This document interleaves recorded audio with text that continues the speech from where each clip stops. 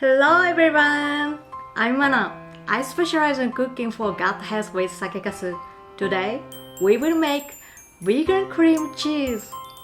As you know well, most vegan cream cheese use cashew or tofu, but what if you could make one with fermented rice from Japan?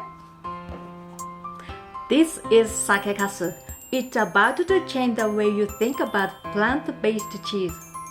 Alright, before we start, don't forget to like and subscribe to my channel so you won't miss any of my recipes. So are you ready? Let's get started. Here are all the ingredients. Place the sakekasu in a pan. Add milk of your choice, coconut cream,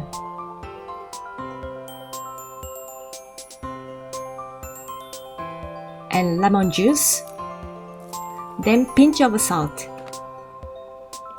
Now heat it over medium heat for about 5 minutes. If you want to cook off the alcohol in the sakekasu, you can cook it a little longer until you are comfortable with the aroma. It's getting creamy like cream cheese. Here it is, creamy, delicious and loaded with prebiotics and protein. Tasting time. So creamy and delicious.